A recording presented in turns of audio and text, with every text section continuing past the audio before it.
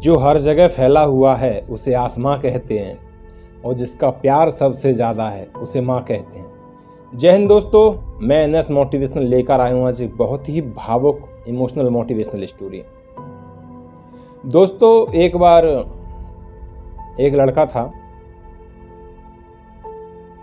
उसकी माँ उसके साथ रहती थी। मतलब वो गांव से अपनी माँ को अपने साथ रखने के लिए जहाँ पर वो जॉब करता था वहाँ अपने साथ ले गया। वहाँ उसकी पत्नी और उसका जो बेटा था वो उसकी माँ को पसंद नहीं करते थे, और इसका सबसे बड़ा जो रीज़न था वो था कि उसकी माँ की एक आँख नहीं थी और कमर झुकी हुई थी, तो बड़ी कुरूप लगती थी उसे। जब भी उसकी बीवी की सहेलियाँ उसके घर पे आती थी तो माँ को कमरे के अंदर बंद कर देती थी कि कहीं उसकी सहेलियाँ उसे देखकर उसका मजाक न उड़ाए। ऐसी जब उसके बेटे के दोस्त आते थे, उस समय उसका बेटा अपनी दादी से बोलता था, दादी अब बाहर निकल के मत आना, मेरे दोस्त आ रहे हैं। उसका औरत का जो बेटा था ना चाहते हुए भी कुछ नहीं कर सकता था, ना चाहते हुए सारा काम हो रहा था उसके घर में, वो कुछ नहीं कर पा रहा था। उसने कई बार अपनी बीवी को समझाया, कई बार अपने बेटे को समझाया, लेकिन उनकी समझ में नहीं आ रहा था। वो बड़ा परेशान रहता था, और उसकी माँ भी ये सब देख देख के बड़ा परेशान हो गई थी। वो सब समझती थी, बोला इस तरह से रहना ठीक नहीं है यहाँ पर।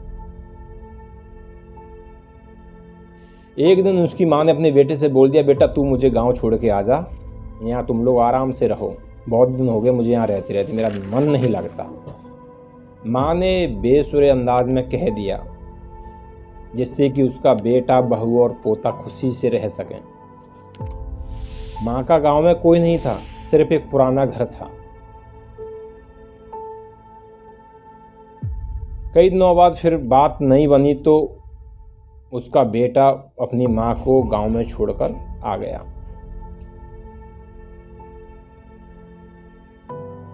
ये बात पता चली उसके चाचा जी एक विदेश में रहते थे, उन्होंने गांव में अपने दोस्त को फ़ोन किया तो हालचाल पूछे तो पता चला कि उसकी भाभी गांव में अकेली रह रही है। उसके चाचा जी आए, पहले तो अपने भतीजे के पास गए, तो भतीजा बोलता है, चाचा जी माँ ने जिद की थी तो मैं उसे गांव में छोड़कर आ गया हूँ। तो उसके चाचा जी बोले चलो गांव चलते हैं।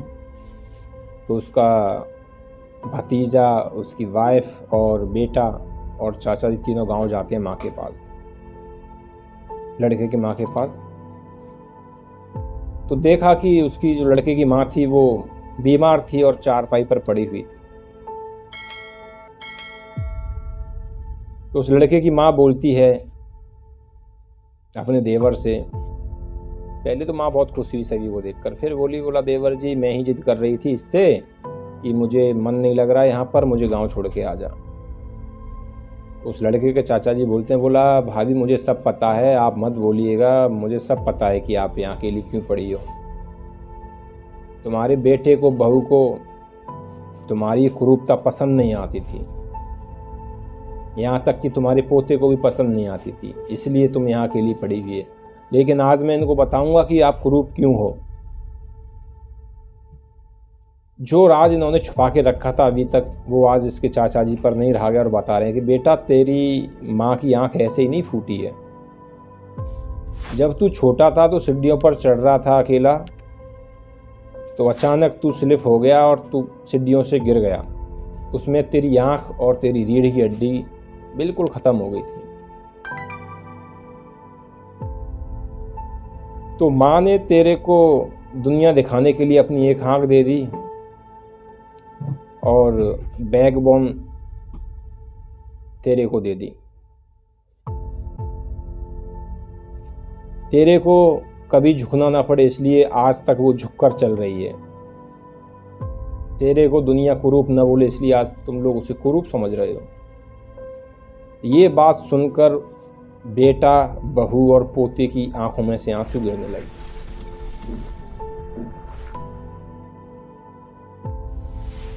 और वो चाचा जी से बोले, चाचा जी हमसे बहुत बड़ी गलती होगी, माँ को अब मैं हमेशा अपने साथ रखूँगा, कोई चाहे कुछ भी कहता रहे। तो दोस्तों, माँ तो माँ होती है और हम माँ की ममता को कभी समझ नहीं सकते। कई बेटे होते हैं जो बोलते हैं माँ बाप से कि तुमने हमारे लिए किया क्या है, लेकिन माँ बाप की जो कुर्बानी होती है, माँ बाप जितना बच्चों के लिए करते हैं, शायद ही औलाद उस बात को कभी महसूस कर सकती है। तो अगर मेरी मोटिवेशनल स्टोरी पसंद आई हो तो लाइक, कमेंट, शेयर जरूर करें। जय हिंद।